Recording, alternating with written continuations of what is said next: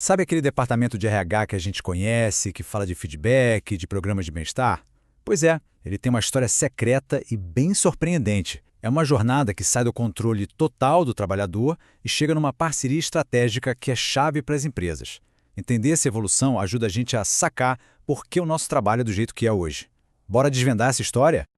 Vamos combinar, para muita gente, falar de RH é pensar em burocracia, né? E olha, essa ideia tem um fundo de verdade histórico, mas ela deixa de fora a transformação gigantesca que essa área passou. Tá na hora de olhar para além da pilha de papel e descobrir o que realmente aconteceu. A grande virada de chave de toda essa história é essa aqui. A gente saiu de uma visão onde as pessoas eram basicamente engrenagens numa máquina para uma em que o potencial humano é visto como o grande motor estratégico de uma empresa. É uma mudança brutal. Então, para entender o RH de hoje, a gente precisa fazer uma viagem no tempo. As origens dele não estão em manuais de gestão bonitinhos, não. Então é no meio do caos e dos conflitos da Revolução Industrial, numa busca maluca por ordem e controle. As raízes de gerenciar pessoas são bem complexas, viu? Começa lá atrás, com a supervisão rígida na era da escravidão. Mas foi na Revolução Industrial que o caldeirão ferveu de vez. Greves, protestos, tudo isso forçou as empresas a criar alguém para mediar esses conflitos e organizar as pessoas de um jeito mais estruturado. E assim nasce o chefe de pessoal, que é tipo o bisavô do RH moderno.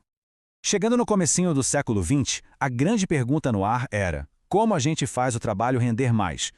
A resposta veio de umas teorias que olhavam para as empresas como se fossem máquinas, que podiam ser otimizadas com a ajuda da ciência. E o pioneiro dessa ideia foi Frederick Taylor. Para ele, gestão não era arte, era ciência pura.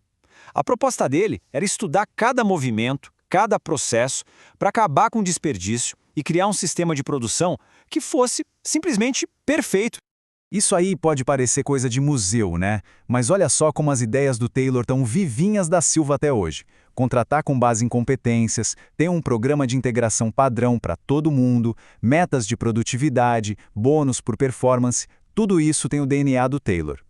E a premissa por trás desse sistema todo era bem simples, mas poderosa. Para Taylor, o trabalhador era o tal do homo economicus, ou seja, um ser racional que só se motivava por uma coisa: dinheiro. Produziu mais, ganhou mais. Fim de papo. Essa visão moldou a gestão por décadas.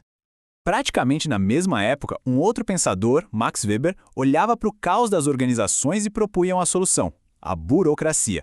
Mas calma, para ele, burocracia não era essa coisa lenta que a gente pensa hoje. Era o contrário. Era sinônimo de racionalidade, de ordem, de previsibilidade. O jeito mais justo e eficiente de administrar. O legado do Weber está em todo lugar, pode reparar. Organogramas, manuais de conduta, processo seletivo baseado em mérito e não em quem indica. O Weber, basicamente, criou o esqueleto da empresa moderna, uma estrutura feita para funcionar de forma consistente, não importando quem estava no comando. Então pense bem, Taylor e Weber construíram a máquina. Era eficiente, lógica, previsível. Mas tinha um problema: a máquina era operada por pessoas. E pessoas, a gente sabe, não são tão previsíveis assim. Estava faltando uma peça fundamental nesse quebra-cabeça. E a peça que faltava era justamente o fator humano. E foi uma série de experimentos, quase que por acidente, que estava prestes a virar o mundo da gestão de cabeça para baixo, revelando o verdadeiro fantasma na máquina. A história aqui é fascinante. Uns pesquisadores, liderados por Elton Mayo, foram para uma fábrica chamada Hawthorne para testar como a iluminação afetava a produtividade. Só que uma coisa muito estranha aconteceu. Eles aumentavam a luz e a produtividade subia. Daí eles diminuíam a luz e a produtividade subia também. Eles descobriram que não era a luz, era a atenção que os pesquisadores davam aos trabalhadores que os motivava. Eles se sentiam importantes, parte de alguma coisa. E o ponto crucial é este. A Escola das Relações Humanas, do Mayo, simplesmente demoliu a ideia do homo economicus. No lugar dele surgiu o homo social, um ser humano que busca no trabalho não só um salário, mas também um senso de comunidade, de reconhecimento, de satisfação. Foi uma revolução completa no jeito de pensar. E é aí que nasce o RH que se preocupa com gente.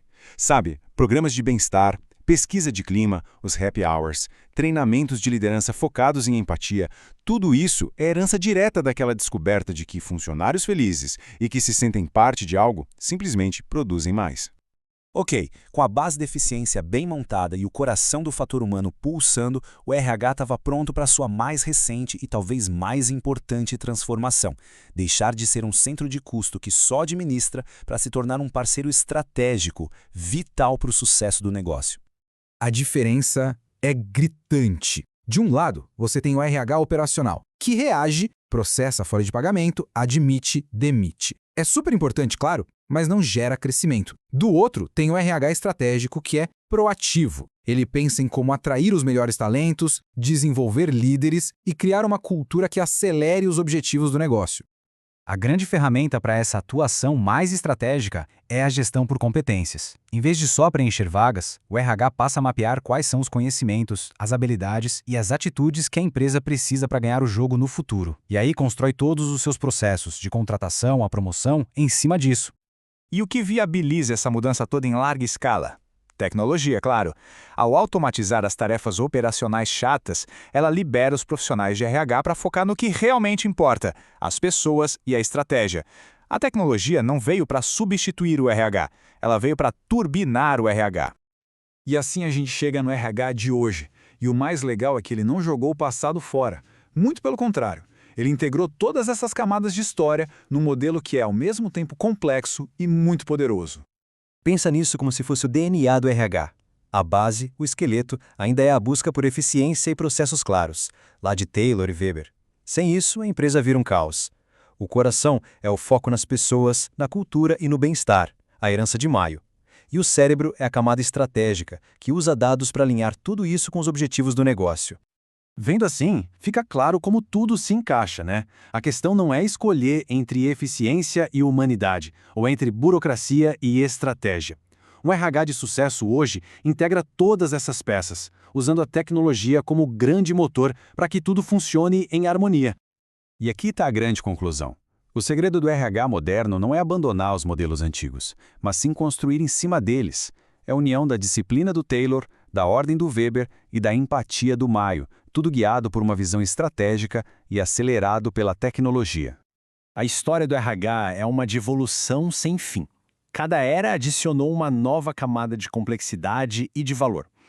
Olhando para o futuro, com a inteligência artificial e o trabalho remoto redesenhando tudo, a pergunta que fica no ar é: qual vai ser a próxima grande revolução no jeito como a gente gerencia as pessoas? O que será que vem por aí?